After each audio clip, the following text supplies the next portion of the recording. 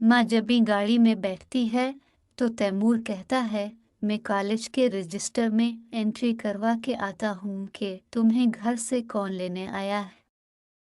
माँ जब भी कहती है, समझदार हो गए हो तुम। तैमूर फखरिया अंदाज में कहता है, वो तो मैं हूँ। तैमूर माँ जबी के साथ गाड़ी में बैठ कर रवाना हो जाता है और बेचारा अब्दुल्ला दीवाना इंतहाई गुस्सा और तेज़ रफ्तारी में अपनी बाइक इनकी गाड़ी से क्रॉस करते हो गुजरता है, जिस पर तैमूर कहता है, कितने पागल लड़के हैं ये, आजकल के स्पीड देखी है इस मोटरसाइकिल वाले की। उन्हें ना अपनी जिंदगी की परवाह है ना दूसरों की। अपनी फैमिली को दुखी करके दुनिया से चले जाते हैं। इमा जबी अब्दुल्ला को पहचान जाती है कि ये बाइक वाला अब्दुल्ला ही था।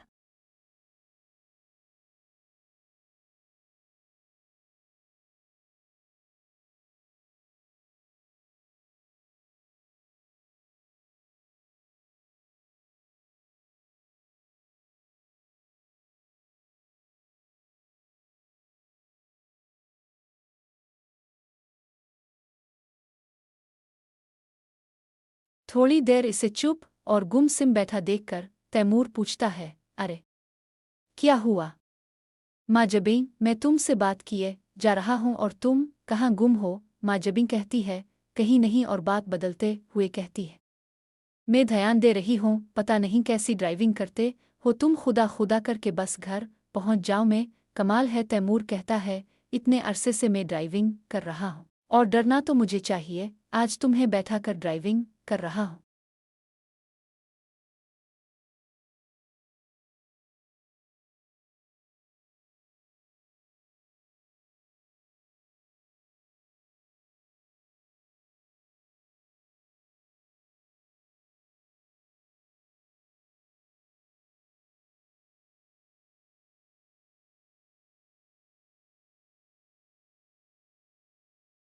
पता नहीं तुम्हारी मनहूस बातों की वजह से मेरे साथ हादसा न हो जाए। माँ जबी जोर से तैमूर के कंधे पर अपना कॉलेज बैग दे मारती है और कहती है, मैं मनहूस बातें करती हूँ, ठहर जाओ जरा। और तैमूर तकलीफ से बिलबिलाता है और बोलता है, अरे कंधा तोड़ दिया तुमने, इस कॉलेज बैग में पत्थर भरे हुए हैं तुमने। माँ जबी मुंह बना के बोलती है, नहीं जी, किताबें हैं जिनसे इल्म की रोशनी निकल रही है, जो कि तुम जैसे अंधों को कहाँ दिखाई देगी। तैमूर कहता है, अच्छा यहाँ पर करीब ही आइसक्रीम पार्लर है।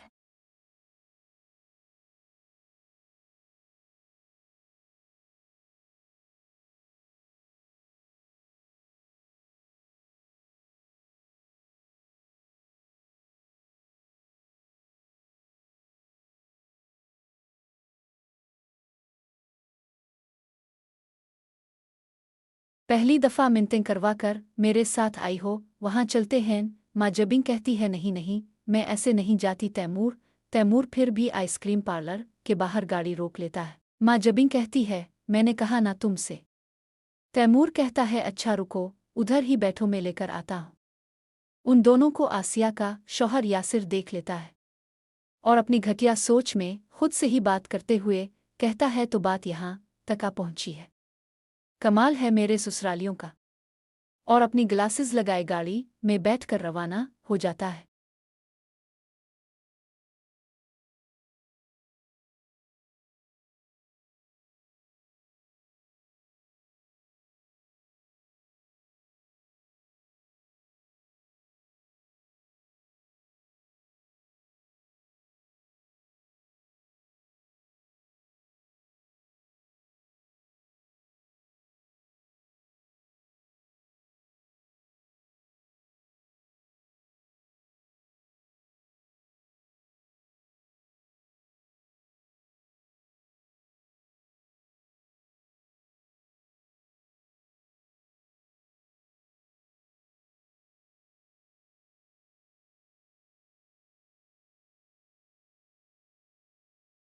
माँ जबीं को तैमूर घर छोड़ने जाता है اور تیمور کی چچی صوبیہ کہتی ہے تمہارا بہت شکریہ بیٹا، تم ماں جبیں کو گھر چھوڑنے آئے، تمہارے چچا بھی لنچ کرنے آنے والے ہوں گے، پھر ہم اکٹھے کھانا کھاتے ہیں۔ اتنے میں خالد صاحب گھر آ جاتے ہیں تو صوبیہ کہتی ہے لو آ گئے تمہارے چچا۔ خالد صاحب سب کو سلام کہتے ہیں، سب وعلیکم السلام کہتے ہیں، اور تیمور آگے بڑھ کر چچا خالد سے مصافحہ کرتا ہے، جس پر خالد صاحب کہتے ہیں جیتے رہو بیٹا۔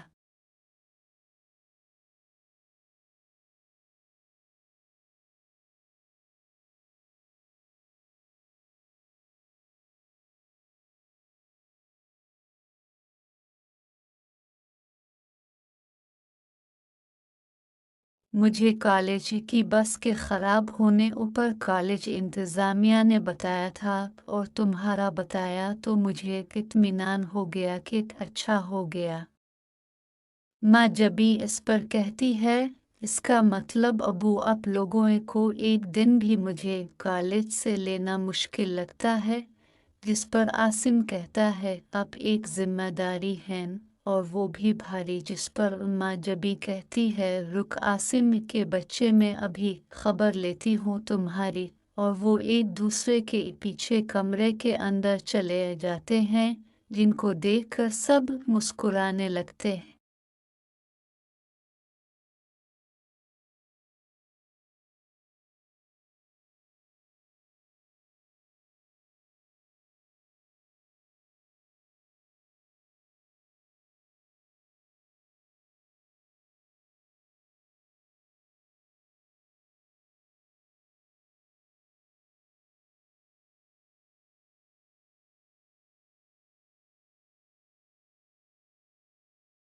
جس پر خالد صاحب صوبیہ سے کہتے ہیں ارے بھائی جلدی کرو کھانا لگاؤ، اتنے عرصے کے بعد تیمور آیا ہے گھر۔ جس پر صوبیہ کہتی ہے کہ جی میں بس ابھی لگاتی ہوں۔ تیمور کہتا ہے اب لوگ کھائیں چچا، مجھے کچھ کام سے جانا ہے۔ خالد صاحب کہتے ہیں کام تو ہوتے رہتے ہیں بیٹا، مگر کھانا بھی تو ضروری ہے۔ جس پر تیمور کہتا ہے ٹھیک کہا آپ نے، مگر آج کچھ ضروری کام ابو نے میرے ذمے لگایا تھا، اور ویسے بھی یہ میرا اپنا گھر ہے، اگلی بار چچی میں ریشمی کباب کھانے آؤں گا، وہ جو آپ اسپیشل قسم کے بناتی ہیں۔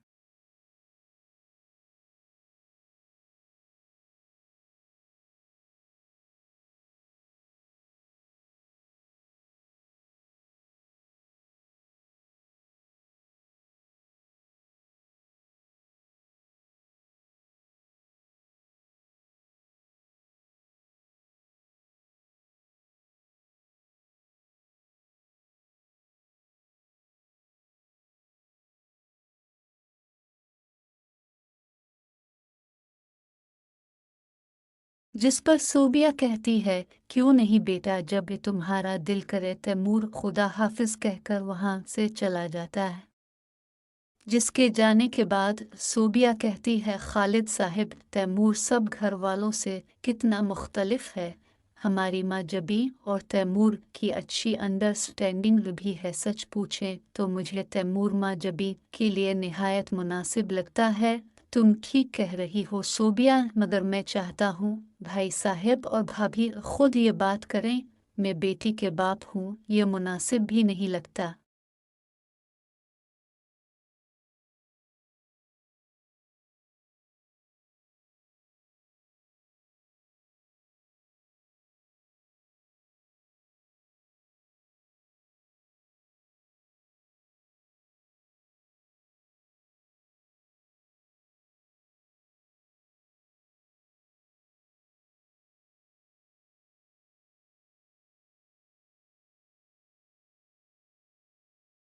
اور دوسرا یہ بھی دیکھو کہ ہم ساری زندگی ان کے احسانوں تلے دبے رہے ہیں، کہیں انہوں نے یہ سمجھ لیا کہ ہمارے اندر کسی قسم کی کوئی لالچ تو نہیں؟ صوبیہ بیگم جواب میں کہتی ہے خدا ہماری بیٹی کے نصیب اچھے کرے، جس پر خالد صاحب آمین کہتا ہے۔